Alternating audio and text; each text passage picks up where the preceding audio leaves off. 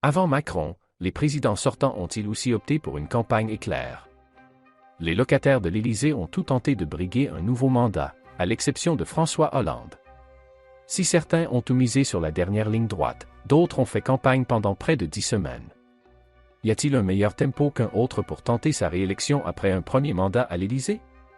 Confronté à la gestion de la crise sanitaire puis à celle de la guerre en Ukraine, Emmanuel Macron a opté pour une campagne éclair, en se déclarant ce jeudi, seulement 38 jours avant le premier tour, programmé le dimanche 10 avril prochain. Par le passé, les présidents sortants ont opté pour des stratégies différentes, comme le montre notre infographie ci-dessous. Avec des succès variables. 31 jours, Charles de Gaulle, la campagne la plus brève. Parmi tous les locataires de la rue du Faubourg Saint-Honoré, c'est Charles de Gaulle qui a tenté la campagne la plus courte en 1965 en se déclarant seulement le 4 novembre, soit 31 jours avant le premier tour de l'élection présidentielle, organisée pour la première fois au suffrage universel direct. Politiquement en position de force, le général, élu en 1959 par de grands électeurs, ne voit pas d'intérêt à descendre rapidement dans l'arène. Il laisse même entendre lors de sa déclaration de candidature le 4 novembre 1965 que sa victoire ne serait qu'une formalité. Je crois devoir me tenir prêt à poursuivre ma tâche, mesurant en connaissance de cause de quel effort il s'agit, mais convaincu qu'actuellement c'est le mieux pour servir la France, avance ainsi le militaire.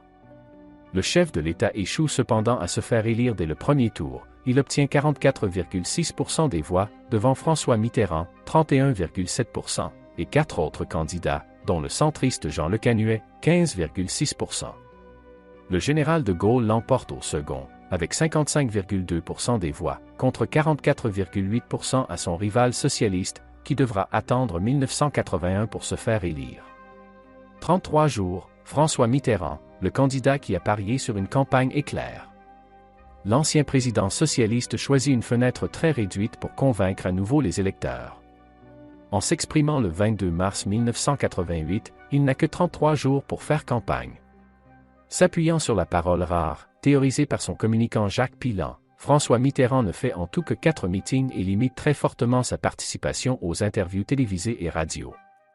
Une façon de créer de la « frustration électorale », juge le professeur de sciences politiques Olivier Roucan dans la revue Parlement. Si son expression est rare, le Charentais multiplie cependant les déplacements officiels à forte valeur symbolique. Pour sa première sortie de candidat, il se rend ainsi au Salon de l'étudiant. Une forme de clin d'œil à la campagne lancée sous l'égide de Lionel Jospin, alors premier secrétaire du PS, et manœuvré depuis l'Élysée. Dès le début de l'année 1988, la génération Mitterrand.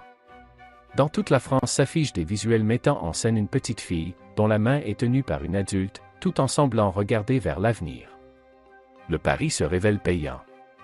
François Mitterrand arrive très largement en tête au premier, 34,10%, puis au second tour, 54,02%.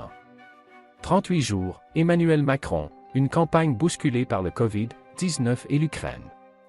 L'issue ne faisait guère de doute, mais Emmanuel Macron a finalement officialisé ses intentions ce jeudi, en annonçant sa candidature à un second mandat dans une lettre adressée aux Français et publiée par les principaux titres de presse quotidienne régionale.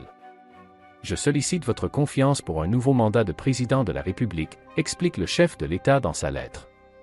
Bien sûr, je ne pourrai pas mener campagne comme je l'aurais souhaité en raison du contexte, ajoute-t-il.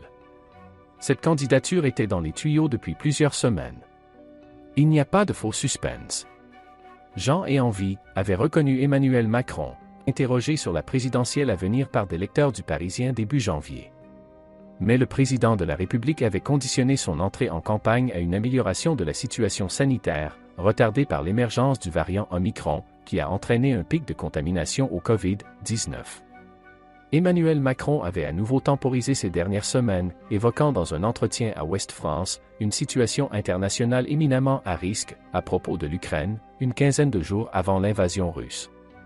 Mon devoir est donc d'être pleinement concentré à cette tâche, affirmait le chef de l'État. 55 jours, Valéry Giscard d'Estaing, une campagne qui n'a pas su convaincre.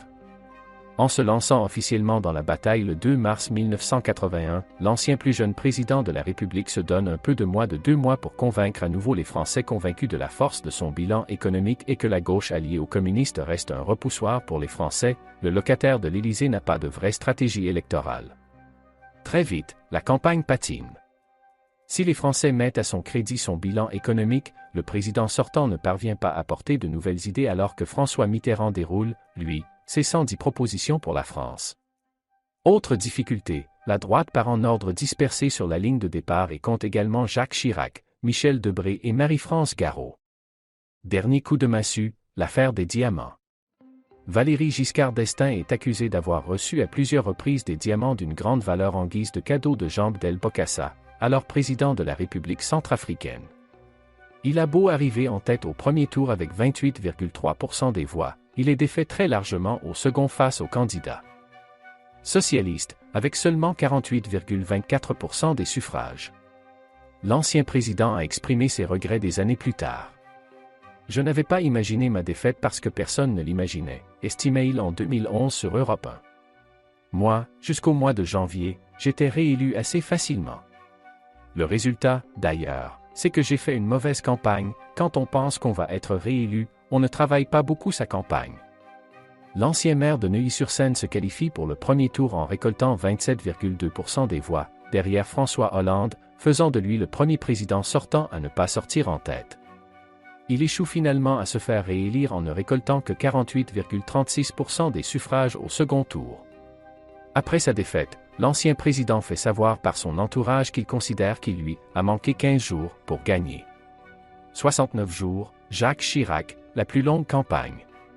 Alors que Jacques Chirac avait un temps envisagé une campagne éclair comme celle de François Mitterrand, plusieurs sondages le donnent d'effet au second tour face à Lionel Jospin et le poussent à déclarer sa candidature plus tôt que prévu.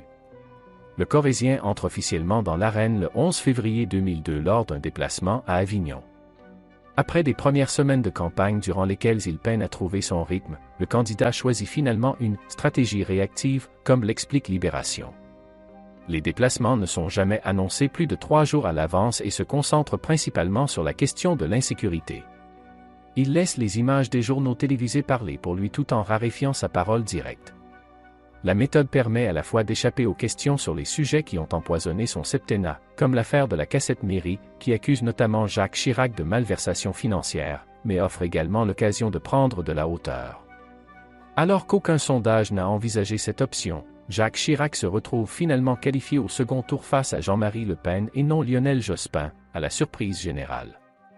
Après un entre-deux tours très agité, le président sortant est réélu avec le score inédit de 82,21%.